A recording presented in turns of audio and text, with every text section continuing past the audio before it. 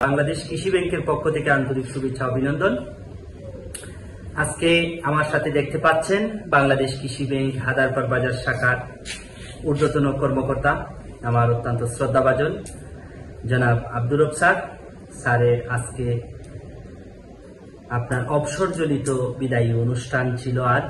তো ভাবলাম যে শেষে স্যারের সাথে একটু বসি, স্যারের কাছ থেকে একটু শুনি স্যারের চাকরি জীবন কিভাবে কাটলো এবং অবসরে যাচ্ছেন, অবসরে গিয়ে কি করবেন, কিভাবে থাকবেন, একটু স্যারের সাথে একটু আলাপ আলোচনা বা মত বিনিময় বলতে পারি। তো আসসালামু আলাইকুম স্যার, ভালো আছেন স্যার? ধন্যবাদ স্যার। তো স্যার, আপনার কৃষি ব্যাংকে এ পর্যন্ত কত বছর হলো? প্রায় 35 বছর। মাশাআল্লাহ মাশাআল্লাহ, 35 বছর। তো 35 বছরে আমি 1990-তে জয়েন করেছিলাম। আচ্ছা, প্রথম ওপেনিং ব্রাঞ্চ কোনটা আপনার? ওপেনিং ব্রাঞ্চ হচ্ছে আমার জকিগঞ্জ শাখা, বিটিভি জকিগঞ্জ শাখা, সিলেট। প্রথমেই একদম বর্ডারে আমার ব্রাঞ্চ ছিল। এখানে আমি 3.5 বছর অতিবাহিত হয়েছে। এরপরে আমাকে এখান থেকে ট্রান্সফার করা হয়, আমাকে জিন্তাপুর শাখায় ভর্তি করা হয়। জিন্তাপুর শাখায় সেখানেও আমার প্রায় 3.5 বছর বা আরো কিছু 2-1 মাস হতে বেশি হতে পারে। এইভাবে আমার কাটার পরে আবার এখানে ভর্তি করা হয় বিকেবি সালেটুকুর শাখা। সালেটুকুর শাখায় এখানেও প্রায় 3.5 বছরের মতো এরপরে এখান থেকে ভর্তি করা হয় বিকেবি খাজানশিগাঁও শাখা, বিশ্বনাথ খাজানশিগাঁও শাখা। সেখানে আমি 3.5 বা 4 বছর ছিলাম। সেখান থেকে আমাকে ভর্তি করা হয় আবার সালেটুকুর শাখায়। সালেটুকুর শাখায় 1 মাস পরেই আবার আমাকে কোম্পানিগঞ্জ শাখায় ভর্তি করা হয়। কোম্পানিগঞ্জ শাখায় এখানে 3 বছর 3.5 বছর পরে আমাকে বিটিভি নতুন হয়েছিল, তখন দেয়ারবাজার শাখায় তখন আমাকে 2009 সালে ভর্তি করা হয়।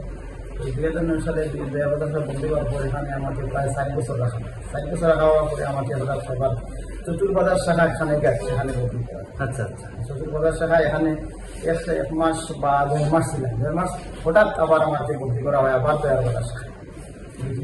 দেয়ারবাজার শাখায় এখানে আবার 3.5 বছর রাখা হওয়ার পরে আবার আমাকে ভর্তি করা হয় কোম্পানিগঞ্জ শাখায়। ভর্তি হওয়ার পর তখন তৎকালীন যে জিএম স্যার ছিলেন, সিআরএম স্যার ছিলেন, ওনারা গেছেন দেয়ারবাজার শাখা পরিদর্শন যাওয়ার পর সব যারা গ্রাহক যারা ছিলেন, বড় বড় ডিপোজিটার বা গ্রাহক যারা ছিলেন, তৎকালীন দেয়ারবাজার শাখার খুব বেশি টাকা ডিপোজিটের প্ল্যান ছিল, খুব বেশি টাকা জমা হইত বা ইমিটেন্স খুব বেশি এখান থেকে আমরা ট্রান্সফার করতাম। তখন সেখানকার বড় বড় ডিপোজিটার যারা সবাই জিএম স্যারের বললো বলে না, আমার আগের কেসিয়ার সাথে আমি দিতে পারি।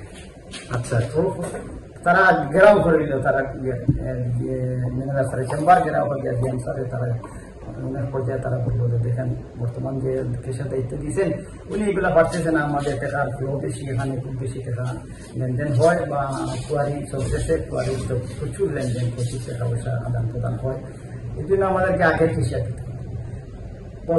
উনি বললেন যে ম্যানেজার স্যার বললেন যে আপনি কি লিখিত দিতে পারবেন ওনারকে আনার জন্য? উনি বললো যে জি স্যার। তৎকালীন ছিল আউয়াল স্যার, উনি বললো জি স্যার আমি লিখিত দিতে পারবো। ঠিক আছে, জিএম স্যারে বললো ঠিক আছে আমি লিখিত দে, আর আমি কোম্পানিগঞ্জ এসেছি ওনার সাথে যোগাযোগ করবো। কোম্পানির আসার পরে উনি আমাকে ডাকলো চেম্বারে, তারপরে বললো কি স্যার কি ভালো আছেন? স্যার না ভালো স্যার, আপনি ভালো? ঠিক। তো বললে আপনাকে দেয়ারবাজার শাখাতে চাচ্ছে, ওনারা আপনি ছাড়া তারা তো মানতেছে না, এখন কি করবো? আমি দেখেন স্যার, আমাদের কর্তৃপক্ষ আমাদের সিদ্ধান্ত তো ছিল, তো আমি তো আমার কথা ঠিক আছে, আমাকে যেখানে দিবেন আমি সেটা যাবো।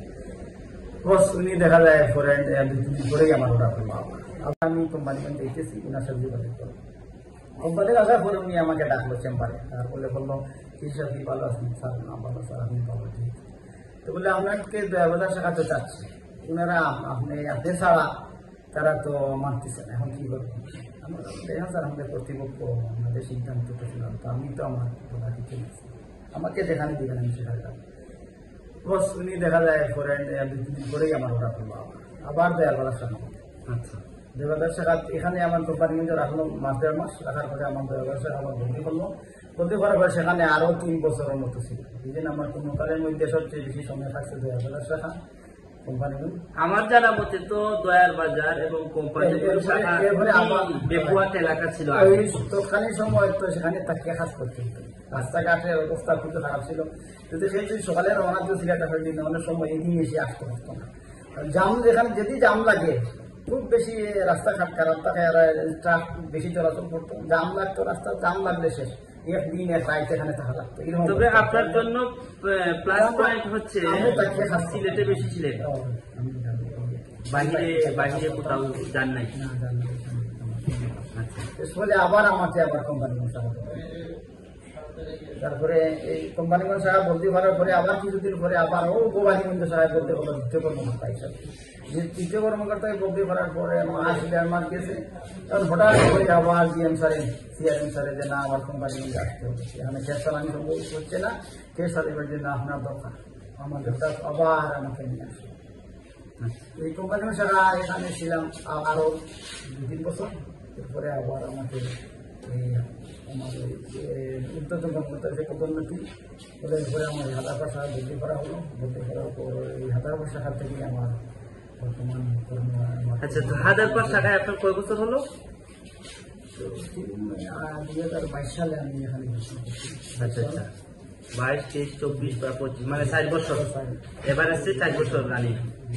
তো কেমন কাটলো হাদারপাড় শাখায়? আমার আসলে খুব ভালো কাটছে। আমার মতো এখানে যে আমার গ্রাহক যারা ছিলেন বা এখানে পরিবেশ গ্রাহক বা বিশেষ করে আভ্যন্তরীণ পরিবেশটা, বিশেষ করে কৃষি পরিবেশ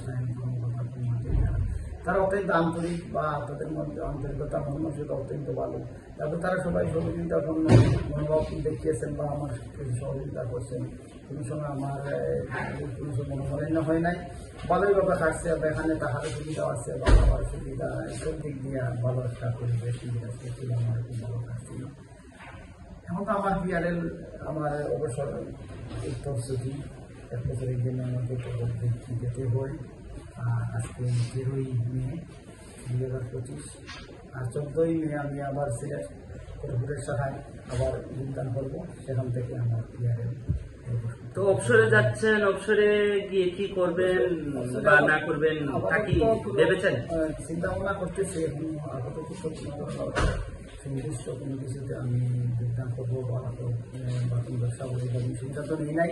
আল্লাহর হুকুম একটা যদি একটা ভালো হয়, সেটা কিসমতে আছে, চেষ্টা করতে হতে বা করা দরকার হয়। অবসর তো টাকা না বা কোনো কাজ না হলে টাকা আসলে করা যায় না।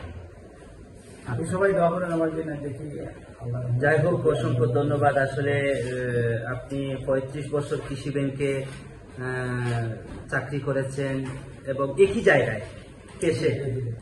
জায়গায় কেসটা আসলে খুবই কষ্টের জায়গা। তবুও আমি যতটুকু মনে করি আমাদের আব্দুর স্যার, আমি দেখতে পাচ্ছি যে আল্লাহ বহুত সুস্থ রেখেছেন, আর বাকিটা জীবনও যেন উনি সুস্থ থাকেন এবং পরিবার পরিজন সবাইকে নিয়ে ভালোভাবে থাকতে পারেন, ওনার জন্য সবসময় শুভকামনা। আর অবশ্যই আপনি অবসর জীবনে আপনি আমাদেরকে ভুলবেন না, আমাদেরকে স্মরণ রাখবেন, সেই প্রত্যাশাই আপনার কাছে করছি। আর আজকের মতন এখানে বিদায় নিচ্ছি আমরা। সবাই ভালো থাকবেন, সুস্থ থাকবেন এবং আমাদের আব্দুর রব স্যারের জন্য সবাই কাজ করে দোয়া করবেন, আল্লাহ যেন শেষ অবধি পর্যন্ত স্যারকে সুস্থ রাখে। ধন্যবাদ। তো ঠিক আছে স্যার, ভালো থাকেন।